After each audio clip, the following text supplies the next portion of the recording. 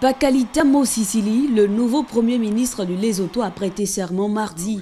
Dans un stade bourré des couleurs du Congrès démocratique, les invités, entre autres le président Zuma de l'Afrique du Sud, Hage Geingob, le premier ministre du Swaziland, ont eu droit à un défilé militaire et l'image du jour, Thomas Thabane et Pakalita Mosisili se serrant la main.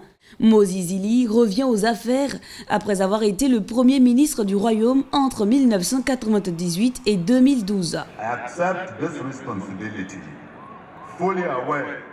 J'accepte cette responsabilité, pleinement conscient des grands défis qui continuent de détruire notre pays. Je suis en particulier honoré par la confiance et les attentes de notre peuple.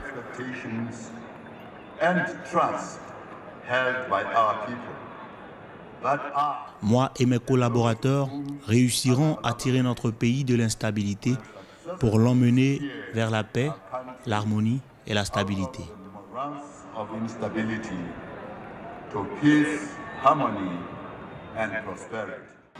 Après les élections législatives anticipées de mars, son parti, le Congrès démocratique, avait remporté le plus de sièges, mais pas suffisamment pour former seul un gouvernement. Mosisili a dû s'allier à 6 autres petits partis pour obtenir une majorité. Pakalita Mosisili prend les rênes du royaume alors que la situation politique est très fragile, ébranlée par une tentative de coup d'État il y a 6 mois. Une élection qui sonne pour d'autres comme un renouveau pour ce petit pays enclavé dans l'Afrique du Sud.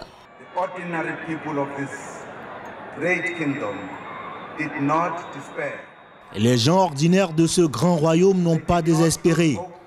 Ils n'ont pas perdu l'espoir, car ils savent que l'espoir est l'outil pour les mener vers la paix, la prospérité et le développement.